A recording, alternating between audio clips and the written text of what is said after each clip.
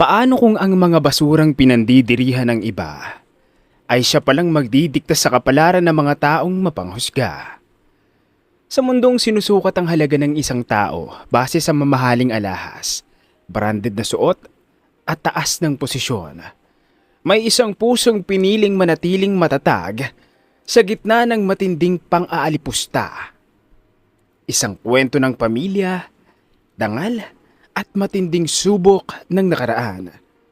Pero sa oras na magsalubong muli ang landas ng mapang-api at ng inaapi, sigurado ka bang alam mo kung sino ang tunay na tatawa sa huli? Oops! Teka lang mga kakwentuhan, bago tayo magpatuloy, siguraduhin mong nakasubscribe ka na. I-like mo ang kwentong ito at i-share mo na rin sa iyong mga kaibigan para mas marami pa tayong magawa na ganitong klaseng kwento. Ano? Tara, simulan na natin ang kwentuhan.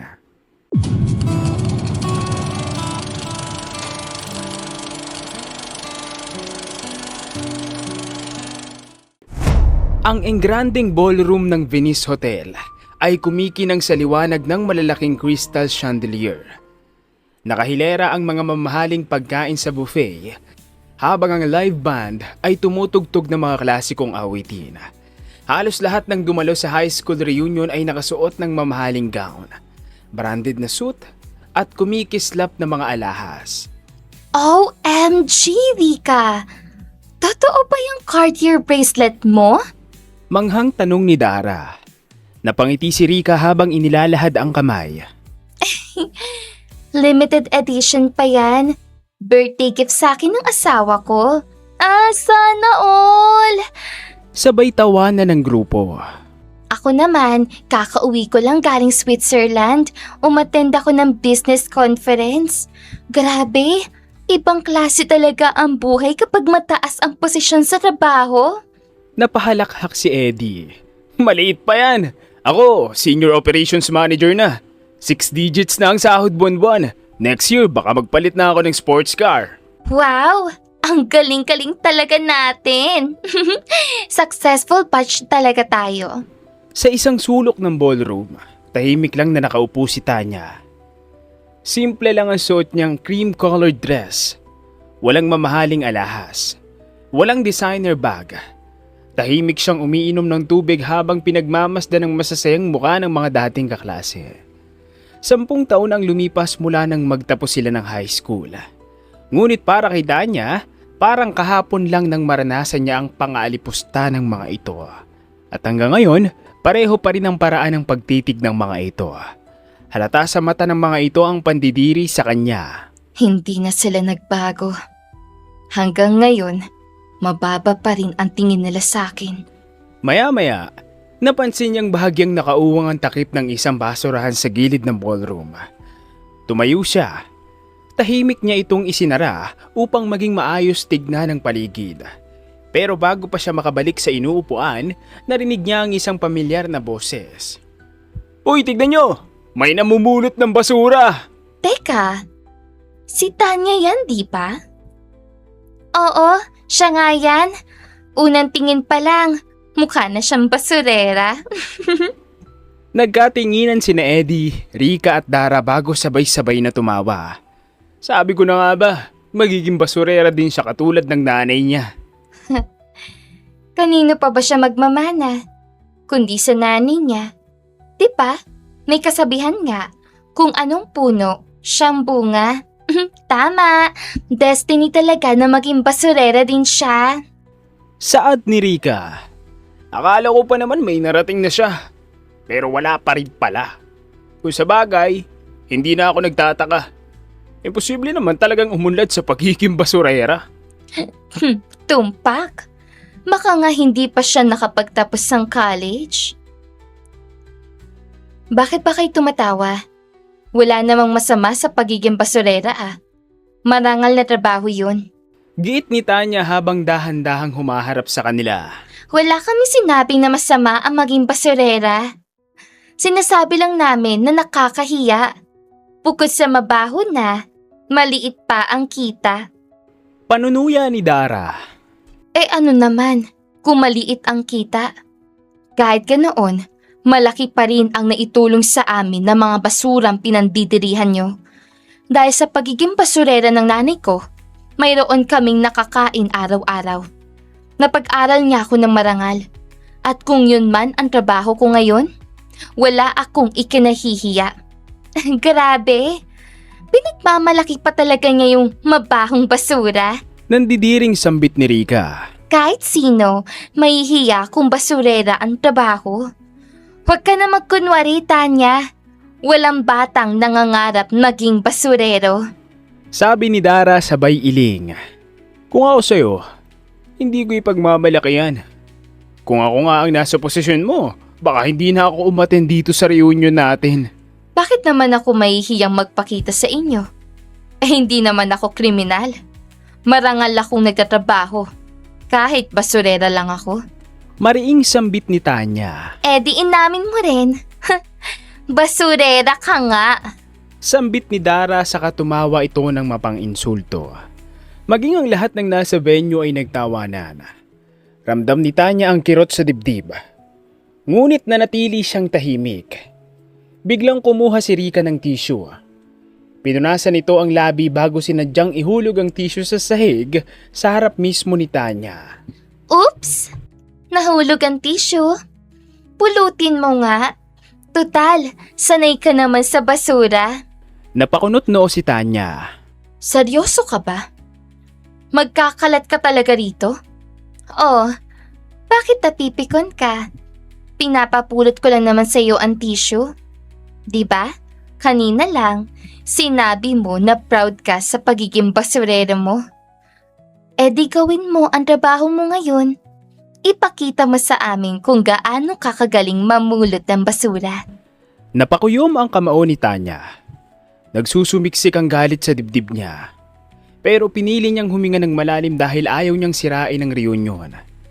Tahimik siyang yumuko, pinulot ang tissue at nang hawak na niya ito ay mas lalong lumakas ang tawanan. Tingnan niyo! Hanggang ngayon, sunod-sunuran pa rin siya sa atin. Takot pa rin sa atin. Sigaw ni Rika habang humahagalpak. Aba, dapat lang. Kung hindi siya susunod sa atin, baka gawin ulit natin yung ginawa natin sa kanya noong high school tayo. Natatandaan niyo pa ba yon? Sambit ni Dara habang nakataas ang kilay. Alin? Yun bang ikinulong natin siya sa CR? Tanong ni Rika habang nakangisi ng mapait. Oo. At yung binuhusan natin siya ng maruming tubig, yung galing sa kanal. Sagot ni Dara sabay tawa. Tanya, kung ayaw mo mangyari ulit yun sa'yo, huwag mong painitin ang ulo namin. Siguraduhin mong susunod ka sa gusto namin. Sambit ni Eddie. Napabuga ng hininga si Tanya. Pambihira kayo. 10 taon na ang nakalipas simula noong graduate tayo ng high school. Pero wala pa rin pinagbago ang mga ugali nyo. At least, successful na kami. Ikaw, hanggang ngayon, basurera ka pa rin. At wala ka pa rin binatpat sa amin. Sabi ni Rika habang naka-cross arms. Hindi ako natatakot sa inyo. Pinulot ko lang ang basura dahil ayoko makakita ng kalat. Pero hindi ibig sabihin noon ay magiging sunod-sunuran ulit ako sa inyo. Matatag na sambit ni Tanya. Excuses. Kung hindi ka takot, bakit ginawa mo agad ang sinabi ko? Mataray na tanong ni Rika. Tinatanong pa ba yan? Kasi hanggang ngayon, alam niya kung saan ang lugar niya. Pang-asar ni Eddie. Muli na namang nagtawanan ng tatlo. Tahimik na lang na naglakad palayo si Tanya. Ilang minuto ang lumipas, tumunog ang mikropono. Ladies and gentlemen, maaari na po tayong maupo. Magsisimula na ang programa. Isa-isang nagsibalikan ng lahat sa kanilang mesa. Tahimik ding umupo si Tanya. Ngunit nang mapansin ng mga dating kaklase kung saan siya nakaupo, bigla silang nagtayuan. Ay, lipat tayo. Baka mag-amoy basura tayo. Oo nga, may ibang bakanting upuan ba? Isa-isang iniwan ng mga ito ang mesa. Sa loob ng ilang minuto, mag-isa na naman si Tanya. Tahimik niyang ibinaba ang tingin. Masakit, pero sanay na siya. Pinili niyang huwag pansinin ang mga ito. Habang nagsisimula ang programa, malinaw niyang narinig ang usapan ni Rika, Eddie at Dara mula sa katabing mesa. Uy, napalitaan niyo na ba? Magbubukas na raw ang E-Globe Company dito sa Tarlac.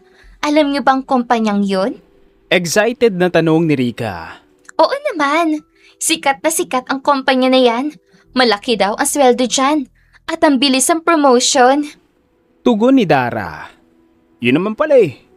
Bakit hindi tayo mag-apply doon? Maganda ang credentials natin. Nakapagtapos tayo ng mga sikat na universities. Mayroon na tayong experience sa pagiging manager, kaya siguradong matatanggap tayo. Suhestyon ni Eddie. Napangiti si Rika. Natural, top companies nga pinanggalingan natin.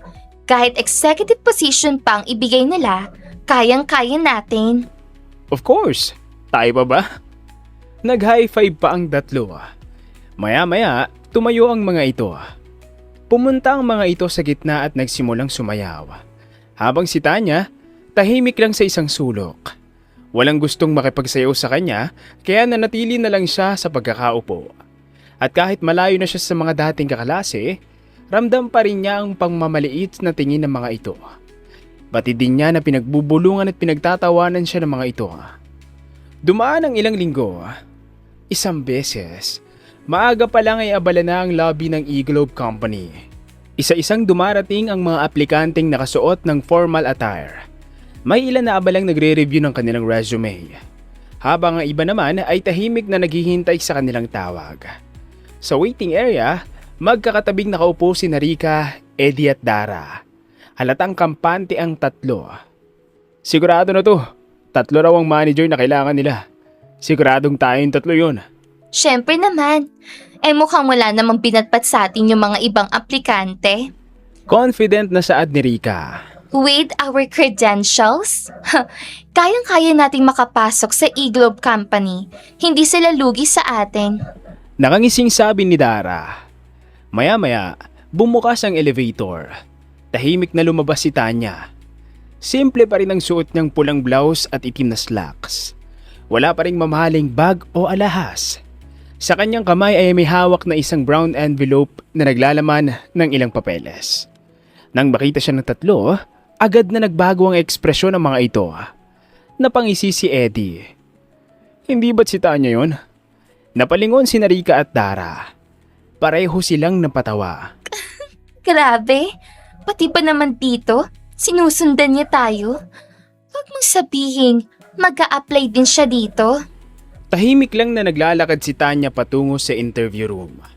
Ngunit bago pa siya makarating, humarang agad sina Eddie, Rika at Dara sa kanyang daraanan. Napahinto si Tanya. Nandito pala kayo? May kailangan ba kayo? Ngumisi si Rika habang nakatingin sa envelope na hawak ni Tanya. Ano yan? Resume ba yan dala mo? Oo. Resume ito ng mga... Naku! Mukhang seryoso nga siya mag-a-apply. Mataray na sabi ni Dara. Tanya, seryoso ka ba sa balak mong gawin? Alam mo ba kung anong posisyon ang hiring ngayon sa E-Globe Company? Alam ko. Diba? Kailangan nilang mag-hire ng 3 managers? Exactly. Manager ang hinahanap nila. Manager, Tanya. Hindi utility. Hindi rin janitress. At lalong, hindi basurera. Mariing sabi ni Rika. Bakit? Iniisip niyo ba na imposibleng matanggap ako? Imposible naman talaga eh. Bakit? Akala mo ba may pag-asa kang maging manager? Anong sabihin mo sa interview mo? Ha? Sabihin mong professional kang namumulot ng basura? Panunuya ni Rika. Lalong lumakas ang tawanan. May ilang empleyado ng E-Globe Company ang nagkatinginan. Maging ang mga ibang aplikante ay halatang hindi komportable. Ngunit nanatili silang tahimik. Gumising ka nga, Tanya. Huwag kang managinip ng gising. Sa tingin mo ba ang isang malaking kumpanya gaya ng E-Globe ay kukuha ng isang basurerang bilang manager? Imposibleng mangyari iyon kahit pumuti pa ang uwak. Saad ni Dara at tinignan siya mula ulo hanggang paa. Baka nga hindi ka pa makalagpas sa initial interview. O baka hindi ka pa nga papasukin sa interview room. Natatawang saad ni Eddie. Huminga ng malalim si Tanya at hinilot ang kanyang sentido. Tapos na ba kayo sa panglalait niyo sa akin? Tanya, hindi ka namin nilalait. Kung tutuusin, naaawa lang kami sa iyo. Sarcastic na wika ni Rika. Talaga ba? Kayo? Naaawa sa akin? Oo, kasi hanggang ngayon, hindi mo pa rin matanggap kung sino ka. At kung hanggang saan lang ang kakayahan mo. Ipapaalala lang namin sa'yo. Basurera ang nanay mo. At basurera ka rin. Hindi ka nababagay sa opisinang to. Kung ako sa'yo, pumunta ka nala sa dump site o kaya sa landfill. Total, doon ka naman nababagay. Tignan mo ang paligid. Ikinumpas ni Eddie ang kamay nito sa mga empleyado. Nakikita mo ba? Lahat ng tao rito professionals. Mga managers, executives, department heads. Tapos ikaw, basurera lang. Dapat hindi ka nalang nagprint ng resume. Dahil hindi ka rin naman matatanggap. Sayang lang ang papel na ginamit mo riyan. Kung ako sa'yo, umuwi ka na. Huwag mo nang sayangin ang oras ng HR. Hindi sila naghahanap ng basurera. Manager ang kailangan nila. At kahit ilang beses mong pangarapin yan, hindi ka magiging manager. Mananatili kang basurera habang buhay. Natahimik ang buong labi. Lahat ng mata ay nakatingin na ngayon kay Tanya. Mahigpit niyang hinawakan ng envelope. Halatang nasasaktan siya sa bawat salitang ibinabato ng mga dating kaklase. Pero nanatili siyang kalmado. Tumingin siya ng diretso kina Dara, Rika at Eddie. Tapos na ba talaga kayo? Oo, dahil alam na namin ang ending nito. Advice lang namin sa'yo, pagkatapos mong ma-reject, huwag kang iiyak ha. Tahimik na tumango si Tanya. Salamat. Nagkatinginan si Rika, Eddie at Dara. Ha? Anong salamat? Salamat. Dahil pinatunayan nyo na wala na talaga kayong pag-asang magbago. Mula noon hanggang ngayon, matapobre pa rin kayo. Pagkasabi niya noon, mahinahon niyang iniwas ang tingin. Hindi na siya tumuloy sa interview room. Bagkus, muli siyang sumakay ng elevator. O diba? Nag-walk out si Tanya. Napahiya kasi. Natatawang saad ni Dara. Dapat lang, para ma-realize niyang hanggang pagiging basurera lang ang kaya niyang gawin. Tugon ni Dara. Muling nagtawanan ng magkakaibigan. Lumipas ang ilang minuto at bumukas ang pinto ng interview room. Lumabas mula roon ang hiring manager na si Sir Greg. Eddie Robles, Dara Domingo at Rika Reyes. Kami po yun! Sabay-sabay na nagtaas ng kamay ang tatlo. Pumasok na kayo sa opisina ng founder at CEO. Ipinapatawag niya kayo. Gusto niyang siya mismo ang mag-interview sa inyo. Sabi ni Sir Greg saka itinuro ang daan patungo sa opisina ng CEO. Aba, ayos! Ang mismong founder at CEO pa ang mag-i-interview sa atin. Mayabang na bulong ni Eddie. Siguro nabasa na niyang resume natin at na-impress siya sa credentials natin.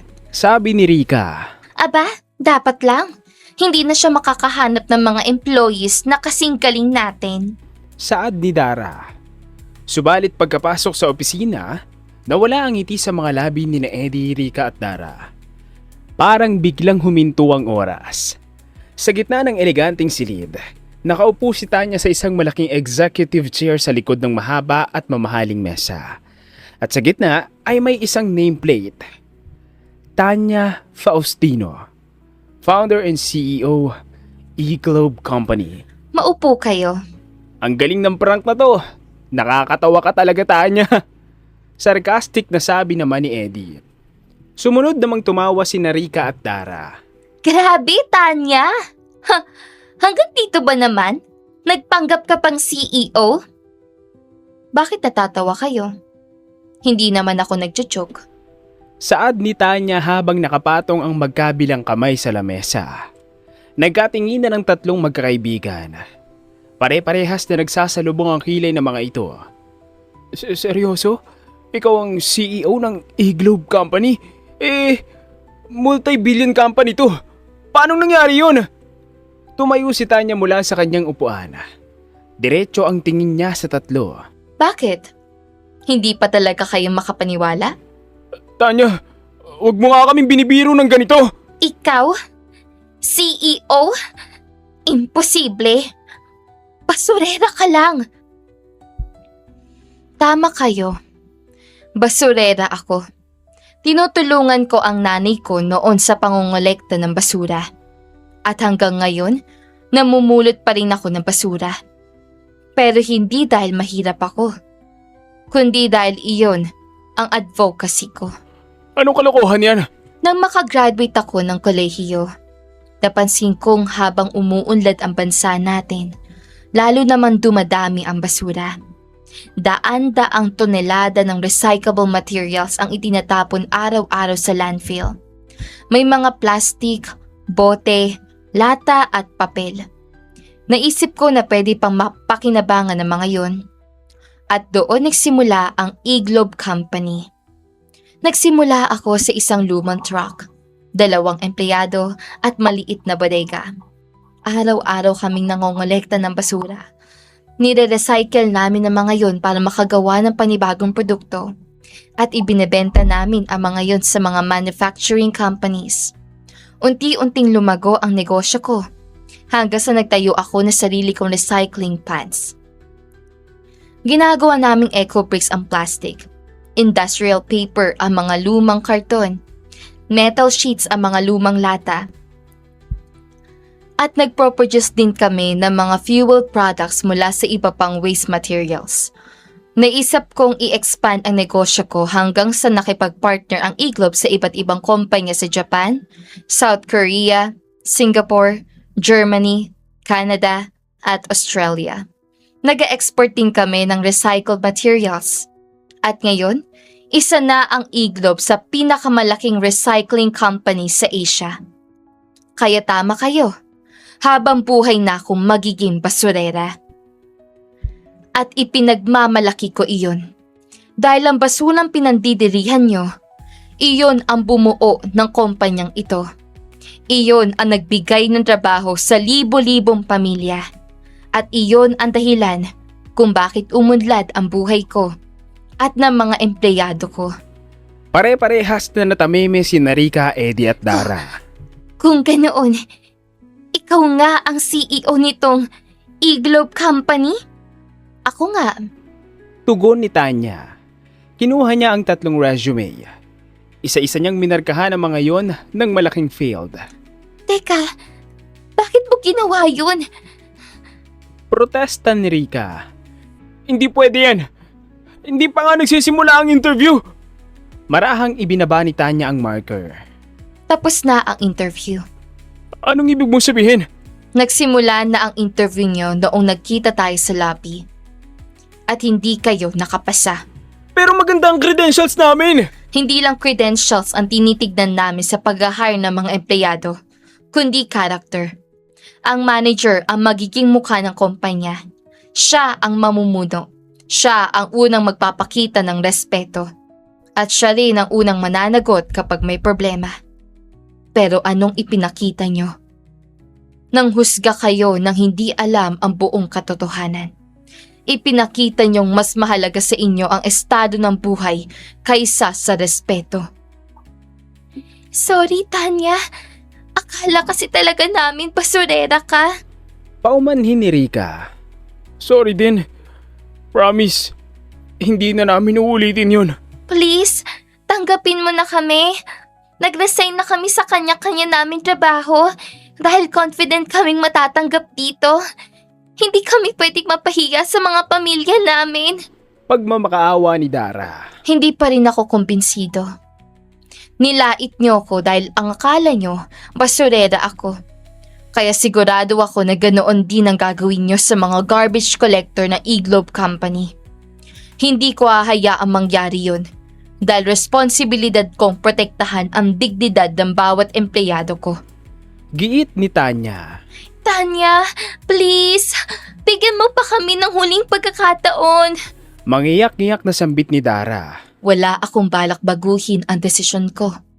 Dahil mas madaling turuan ng isang taong kulang sa karanasan kaysa baguhin ng isang taong mali ang ugali. Pwedeng matutunan ang skills. Pwedeng madagdagan ang job experience. Pero ang respeto at malasakit sa kapwa, hindi yan naibibigay ng diploma. Pagkaraan ng ilang sandali ay itinulak ni Tanya ang 3 resume pabalik sa kanila. Tanya naman, nagmamakaawa kami. Tanggapin mo na kami oh. Mapapahiya kami kapag nalaman ng dati naming employers na hindi kami natanggap dito. At saka, kailangan namin ng trabaho. Uulitin ko, hindi na magbabago ang desisyon ko. Kung talagang naniniwala kayong magagaling kayo, mag-apply na lang kayo sa ibang kumpanya. Walang emosyong sambit ni Tanya. Nagkatinginan ang 3. Tila bumagsak ang balikat ng mga ito.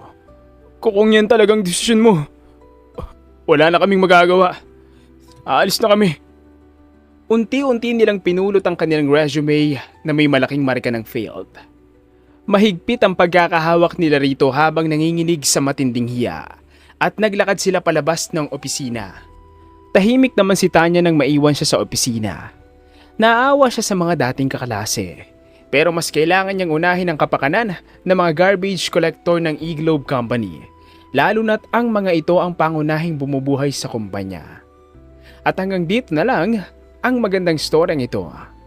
Kung nagustuhan mo ang ating ibinahaging storya, huwag mong kalimutang pindutin ang like button. At kung nais mo pang makarinig ng mas marami pang inspiring stories, mag-subscribe ka na at hit ang notification bell para lagi kang updated sa aming mga susunod na kwento. Maaari mo rin itong i-share sa iyong mga kaibigan at mahal sa buhay. At huwag kang mahiyang mag-iwan ng comment. Sabihin mo sa amin kung saan ka nanonood at kung anong aral lang yung napulot mula sa kwento natin ngayon. Maraming salamat sa iyong pakikinig. Hanggang sa muli, kakwentuhan.